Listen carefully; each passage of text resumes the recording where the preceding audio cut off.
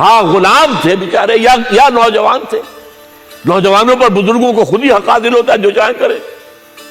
اور غلام تو ملکیت ہوتا ہے, زندہ کا ذبح کر دے تبھی اس کو کوئی پوچھنے والا نہیں. تو جو بیت رہی تھی بلال پر, ابو فقیہ پر, زنیرہ پر, جو ان پر بیت رہی تھی, جو خباب پر بیت رہی تھی, جس طرح ہلاک کیا گیا ہے حضرت سمیہ کو, حضرت یاسر کو, یہ ساری تکلیفیں انہیں بھی تھیں. لیکن کیا اس کا یہ بالواسطہ عیسیٰ محمد کے لیے نہیں تھا صلی اللہ علیہ وسلم؟ آپ کے ساتھی آپ کی جانثار. لیکن آپ ان سے بھی کیا کہیں, فصبروا فصبروا فصبروا. جب ابو جہل بدترین ٹارچر کر رہا تھا حضرت سمیہ اور حضرت یاسر کو رضی اللہ تعالیٰ عنہما, آپ کے علم میں ہے کیسی کیسی ٹارچر کی ہے.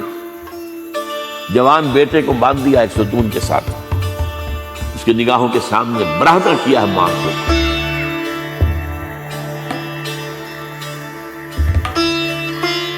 ہاتھ میں ایک مورتی ہے. جب تنگ آ گیا, ستا کر تنگ کر کے مار مار کے حضرت سمیہ کس سے مس نہیں ہو رہی, کہتا ہے تم ایک دفعہ کہہ دو سمیہ کہ ہاں اس مورتی میں بھی کچھ ہے, میں تمہیں چھوڑ دوں. انہوں نے تھوک دیا, برچھا مارا ہے شرمگاہ کے اندر.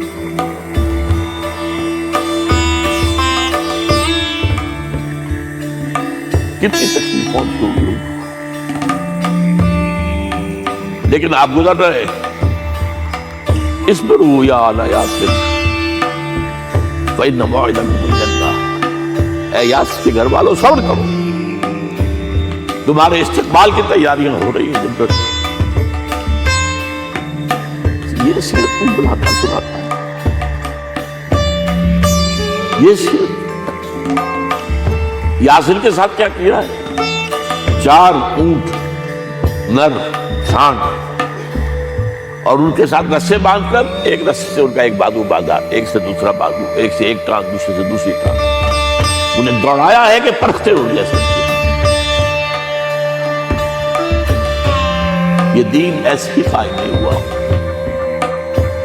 عدل و انصاف کا نظام ٹھنڈے ٹھنڈے قائم نہیں ہوا,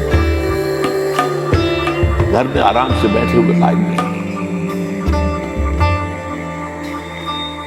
اور سنیے, 3 برس شیب بنی ہاشم کے تو قید ہیں, 3 برس.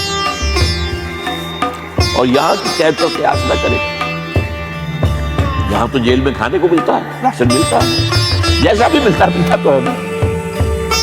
اور لیڈروں کے لیے تو کلاس 1 لاکھ 20 لاکھ ہے. لیڈر تو لوگ جب آتے ہیں جیل کاٹ کر معلوم ہوتا ہے کہ شاید کسی صحت افزا مقام سے تشریف لا رہے ہیں. وہاں کیا تھا, ٹوٹل بائیکاٹ. ایک گھاٹی, ادھر پہاڑ ادھر پہاڑ, دونوں طرف جو ہے پہرے, کوئی کھانے پینے کی چیز اندر نہیں جائے گی. اور پورا خاندان بنی ہاشم, وہ بھی کہ جو ایمان نہیں لائے, وہ قبائلی زندگی تھی نا. بنو ہاشم چونکہ حضور کو پشت پناہی چھوڑنے کو تیار نہیں ہوئے, ابو طالب نے آخری وقت تک بھی ساتھ نہیں چھوڑا. ہاں آخری وقت کے قریب ایک بات ہو گئی تھی. ایک مرتبہ تو ہوا کہ وفد آیا ہے قریش کا کہ اپنے بھتیجے کو روک لو, وہ ہمارے معبودوں کی توہین کرتا ہے.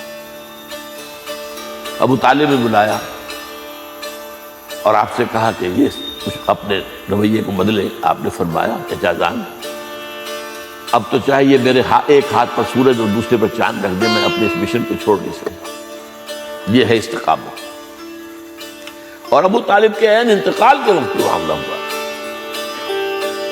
جب وفد آیا ہے کہ ٹھیک ہے اب ہمارا جو ہے صبر کا پیمانہ لبریز ہو گیا ہے, اب ٹھیک ہے آ جاؤ میدان میں, تم بھی ساتھ چھوڑنے کو تیار نہیں.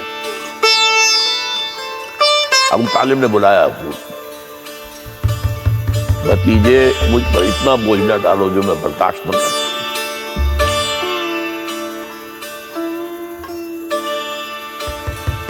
حضور کی آنکھوں میں آنسو آ گئے. چچا جان اب تو یا یہ بات پوری ہوگی یا میں اپنے آپ کو ختم کروں, اسی میں ختم. 12 شیب بنی ہاشم میں 3 برس کی سال میں گزرے ہیں. ٹوٹل بائیکاٹ، کوئی کھانے پینے کی۔ کچھ لوگ تھے شریف النفس، مثلا حکیم بن حزام سے رضی اللہ تعالیٰ، بعد میں ایمان لے آئے۔ حضرت خدیجہ کے وہ رشتے دار، وہ پہاڑ پر چڑھ کر ایک طرف سے رات کی تاریکی میں، دونوں دروازے تو بند ہیں، پہاڑ پر چڑھ کر چوٹی سے نیچے اتر کر کچھ چیزیں کھانے پینے کی تیاری، کوئی اور ایک آدھ ہوگا ایسا۔ یہاں تک نوبت آئی ہے کہ بنی ہاشم کے یہ پھول جیسے بچے معصوم بھوک سے بلبلا رہے ہیں، اور اس کے سوا کچھ نہیں ہے کہ سوکھے چمڑے ابال کر اس کا پانی ان کے حلق میں ٹپکا دیا جائے۔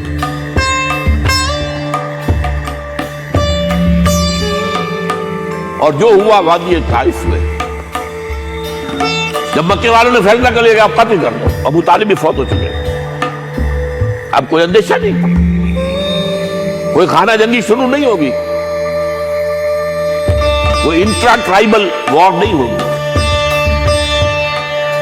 تو آپ طائف گئے ہیں۔ شاید وہاں کوئی، وہاں کے 3 سردار تھے بڑے، اور یہ طائف اصل میں قریشی کا سمجھیے کہ یہ ان کا گرمیوں کا یہ صحت افزا مقام تھا۔ یہ تمام جو سردار تھے مکے کے، ان کی جائیدادیں وہاں کی باغات تھے،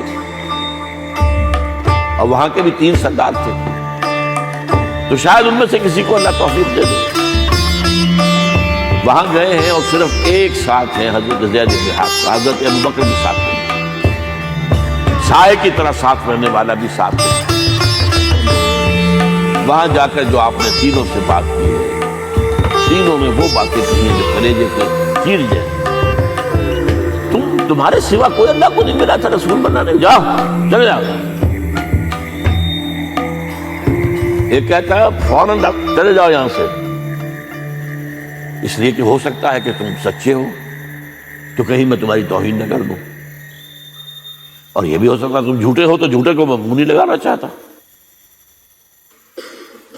3 دن کی یہ سختی، اور اس میں کیا ہو رہا ہے، اسٹریٹ ارچنز جو کہلاتے ہیں ہمارے ٹھوکرے گلیوں کے، انہیں اشارہ کر دیا ذرا ان کی خبر لو، اب وہ پتھراؤ کر رہے ہیں۔ جیسے ہمارے ہاں کوئی آ جاتا ہے، کوئی نیم پاگل یا کوئی اور کسی طرح کا مست قسم کا آدمی، اور اس کے اوپر چھوکرے چاروں طرف ہوں اور ستا رہے ہوں، یہ نقشہ تھا، اور طائف کی گلیاں تھیں، اور محبوب رب العالمین تھے۔ ادھر سے پتھر آ رہے ہیں تو زید بن حارثہ رکاوٹ بن گئے، لیکن پیچھے سے آ رہے ہیں، وہ کیسے روکیں گے؟ پیچھے جاتے ہیں تو ادھر سے آ رہے ہیں۔ جسم لہو لہان ہے، خون رس رس کر زخموں سے جوتیوں میں آ کے جم گیا ہے۔ پھر وہاں سے آپ نکل کر گئے ہیں، ایک باغ میں تھوڑی سی پناہ کی ہے تھوڑی دیر کے لیے، جوتے بڑی مشکل سے اترے ہیں، خون جمع ہوا، اور وہ جو پھر دعا نکلی ہے آپ کے، وہ کلیجے کو چیر جانے والی ہے۔ اللہم الیک اشکو ضعف قوتی وقلت حیلتی وحوانی علی الناس، اے اللہ تیری جناب میں فریاد لے کر آیا ہوں، اپنی قوت کی کمی کا، اپنے وسائل کی کمی کا، اور لوگوں میں جو رسوائی ہو رہی ہے۔ الی من تکلنی الی بعید یتجہمنی او الی عدو ملکت امری، مجھے کس کے حوالہ کر دیا ہے؟ مجھے دشمن کے حوالے کر دیا جو چاہے میرے ساتھ کر لے۔ فریاد ہے کہ نہیں؟ بڑی زوردار فریاد، بڑی زوردار، لیکن پھر مقام عبدیت کا ضرور ہوتا ہے۔ ان لم یکن علی غضبک فلا ابالی، اے اللہ اگر تو ناراض نہیں ہے، مجھے اندیشہ یہ ہو گیا کہ کہیں تو ناراض تو نہیں ہو گیا، کہیں تو نے میرا ساتھ تو نہیں چھوڑ دیا۔ اگر تو ناراض نہیں تو مجھے کوئی پرواہ نہیں، جو ہو سو سر تسلیم خواہ میں جو مزاج یار میں۔ واپس آئے ہیں تو مکے میں داخل نہیں ہو سکتے، وہاں تو قتل کا فیصلہ ہو چکا ہے۔ باہر ہی آپ نے ڈیرا لگایا، زید بن حارثہ کو بھیجا، فلاں شخص کے پاس جاؤ کہ تم اگر امان میں لے لو محمد کو، تو محمد آ جائے، میری یہ پوزیشن دے دو، میں قریش کے مقابلے میں امان نہیں دے سکتا۔ دوسرے کے پاس بھیجا، اس نے بھی کچھ ایسے جواب دیا۔ تیسرے کے پاس جب گئے حضرت زید مطعم بن عدی، نے کہا ٹھیک ہے، میں امان دیتا ہوں محمد کو، وہ آ جائے مکے میں۔ حضور سے آگے کہا، حضور نے فرمایا نہیں جا کر کہو، آ کر لے کر جاؤ۔ کیوں؟ کیا پتا اچانک جو ہے میرے داخل ہوتے ہی کوئی مجھ پر حملہ کرے، قتل کرے۔ وہ تو یہ کہہ سکے کہ ہمیں کیا پتا تھا کہ موتیم نے جو ہے امان دی ہے، I never knew it۔ اب یہ قبیلے کے اندر یہ ہوتا تھا کہ ایک نے امان دے دی، سب کی طرف سے امان۔ لہذا حضور نے فرمایا آ کر لے کر جاؤ۔ وہ اپنے 6 بیٹوں کو ہتھیار سجا کر لے کر آیا ہے اور پھر لے کر گیا حضور کو، کہتا ہوا گزر رہا ہے راستے میں، لوگوں سن لو محمد میری امان میں ہے صلی اللہ علیہ وسلم۔ اس لیے آپ کو مکے کے اندر پھر 2-2.5 سال مزید رہنے کا موقع ملا ہے، اور اتنا بڑا احسان آپ نے مانا پھر موتیم بن عدی کا کہ غزوہ بدر میں جب 70 اسیر تھے قریش کے حضور کے پاس، تو آپ نے فرمایا تھا کہ اگر آج موتیم زندہ ہوتا اور وہ سفارش کرتا تو میں ان سب کو چھوڑ دیتا بغیر کسی فدیے کے۔ بہرحال یہ چند باتیں میں نے آپ کو بتائی، باقی تو یہ کہ غار ثور ہے کیسی کیسی، اور پھر غزوہ بدر سے پہلے کی رات ہے، اور وہ آپ کا زندگی کا طویل ترین سجدہ ہے۔ اس میں جہاں تک یہ الفاظ بھی آپ نے کہہ دیا، اللہ اگر کل یہ جو 313 یہاں جمع ہیں اگر یہ ختم ہو گئے تو پھر قیامت تک تیرا نام لینے والا کوئی نہیں ہوگا، میں آخری رسول اور میری یہ 15 برس کی کمائی۔ اس وقت کہا حضرت ابوبکر وہ پیردار کی حیثیت سے کھڑے تھے، حسبک حسبک حضور بس کیجیے بس۔ بہرحال بدر ہے، احد ہے، زخمی ہوئے، دندان مبارک شہید ہوئے ہیں، خون اتنا بہا ہے کہ بے ہوش ہو گئے ہیں، اور خبر اڑ گئی ہے کہ آپ شہید ہو گئے۔ یہ سب کچھ، اور سب سے بڑھ کر حمزہ کی لاش سامنے آئی۔ کیسی لاش؟ ناک کٹی ہوئی ہے، کان کٹے ہوئے، پیٹ چاک کر کے کلیجہ چبایا ہوا، کس طرح برداشت کیا ہوگا آپ نے؟ اپنے اوپر تاریخ کر کے دیکھیں یہ حمزہ کون ہے؟ چچا ہے، دودھ شریف بھائی، خالہ داد بھائی، ساتھ تک پھیلا ہوا ہمجولی ہے، اور اس کی لاڈا جو قلب اطہر پر بیت رہی تھی وہ مدینے میں آ کر ایک بڑا ماحول بدلا ہوا تھا، تب وہ بات سامنے آ گئی۔ جب آپ مدینے واپس تشریف لائے تو ظاہر بات ہے کہ زیادہ انصار کے لوگ تھے جو شہید ہوئے تھے۔ بدر میں مہاجرین تو میرے خیال ہے 4تھائی تھے نمبر کے اندر، 3/4 تو انصاری تھے۔ اسی طریقے سے عورتوں کا معاملہ، تو مختلف گھروں سے عورتوں کے بین کرنے کی آوازیں آ رہی تھی، اس لیے کہ اس وقت تک بین کرنا حرام نہیں قرار دیا گیا تھا، ممنوع نہیں تھا۔ آوازیں سن کر حضور کی زبان مبارک سے نکل گیا، اما حمزہ تو فلا بواکی لہو، ہائے حمزہ کے لیے تو کوئی رونے والی بھی نہیں ہے۔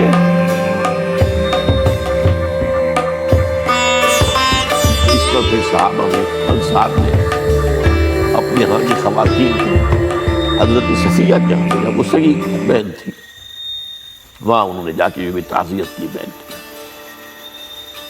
غزوہ احزاب کا آپ نے سن لیا، اسوہ رسول پر نہ معلوم کیا کیا باتیں لوگوں میں مشہور ہو گئی۔ اسوہ کا لفظ آیا کہاں ہے قرآن میں؟ سورہ احزاب میں۔ وہ اسوہ کیا تھا؟ جب خندق کھودنے کا فیصلہ ہوا ہے اور خندق کھد رہی ہے، حضور بھی لگے ہوئے ہیں، بھاری بھاری پتھر اٹھا کر کندھے پر لا کر باہر پھینک رہے ہیں، پتھریلی زمین تھی، ایک پتھر کسی سے ٹوٹا نہیں تھا، تو حضور نے جو ہے 3 دفعہ جو اس کی مطلب لگائی تب ٹوٹا ہے۔ لیکن یہ کہ کئی دن کے فاقے ہو چکے تھے، کھانے کو کچھ نہیں، پورا محاصرہ تھا، 12,000 کا لشکر گھیرے ہوئے، یہاں تک کہ آپ کو معلوم ہے کہ گھروں کے اندر بیت الخلاء تو نہیں، باہر جاتے تھے قضاء، اس کا کوئی امکان نہیں۔ شدید ترین آزمائش جو ہوئی ہے اس کا نتیجہ ایک طرف یہ نکلا کہ منافقین کا نفاق ان کی زبانوں پر آ گیا۔ قرآن مجید میں ہے، یہ انہی آیات میں ما وعدنا اللہ ورسولہ الا غرورا، ہمیں تو اللہ اور اس کے رسول نے دھوکہ دے کے مروا دیا۔ ہم سے کہا تھا کہ قیصر و کسریٰ کے خزانے تمہارے قدموں میں آئیں گے، اور حال یہ ہے کہ ہم رفع حاجت کے لیے باہر نہیں جا سکتے، کھانے کو کچھ نہیں۔ اس وقت کچھ صحابہ آئے ہیں حضور صلی اللہ علیہ وسلم سے، دیکھیے فاقے سے کمر دوہری ہوئی جا رہی ہے، ہم نے اپنے پیٹوں پر پتھر باندھے، چادروں کے ساتھ پتھروں کسا ہوا تاکہ کمر سے نیچے۔ حضور نے اپنا کرتا مبارک اٹھا کر دکھایا، 2 پتھر، یہ ہے اسوہ، یہ ہے آپ کی سنت، آپ کا اسوہ حسنہ۔ لیکن اس اسوہ حسنہ سے فائدہ کون اٹھا سکتا ہے؟ لقد كان لكم في رسول الله اسوة حسنة لمن كان يرجو الله واليوم الآخر وذكر الله كثيرا۔ اسوہ تو اپنی جگہ ہے، قرآن میں ہدایت سب کے لیے، ہدی للناس، لیکن فائدہ اٹھائیں گے صرف متقین، ہدی للمتقین ہے سب کے لیے، اسوہ سب کے لیے ہے، لیکن استفادہ وہی کر سکے گا جو 3 شرطیں پوری کرے، اللہ اور یوم آخر پر ایمان اور اللہ کا ذکر کثرت کے ساتھ کرے۔ بہرحال یہ میں نے آپ کے سامنے اس حوالے سے رکھا ہے، یہ اسوہ جو ہے حضور کا، یہ ہم پر اتمام حجت ہے۔ دیکھیے نوٹ کیجئے، پوری نوع انسانی پر اتمام حجت، اسلام کا نظام عدل اجتماعی جو قائم کر کے دکھا دیا، حجت قائم کر، اسے انگریزی میں کہتے ہیں اٹس ڈویبل، کیا جا سکتا ہے، یہ کام ہو سکتا ہے، اس لیے کہ زمین پر قدم بہ قدم چل کر یہ انقلاب آیا، محنت سے آیا، مشقت سے آیا، ایثار سے آیا، قربانیوں سے آیا، تکلیفیں جھیل کر آیا، صبر و مصابرت سے آیا، استقامت و مقاومت سے آیا۔ یہاں پر معجزوں کی کار فرمائی نہ ہونے کے برابر ہے۔ یہاں دھوپ سے بچانے کے لیے کوئی اللہ نے صاحبان نہیں دیا، ظللنا علیکم الغمام، اور بھوک سے بچانے کے لیے من و سلوہ نازل نہیں ہوئے۔ غزوہ تبوک میں ایسا بھی ہوا ہے کہ 3 مجاہدین کا 24 گھنٹے کا راشن ایک کھجور، ایک نے منہ میں رکھی، کچھ چوس لی، کچھ گلوکوز چلا گیا اس میں سے، دوسرے کو دے دی، دوسرے چوس لی مٹی سے، من و سلوہ نازل نہیں ہوئے۔ محنت، مشقت، ایثار، قربانی، صبر، مصابرت، استقامت، مقاومت، یہ ہے اسوہ رسول۔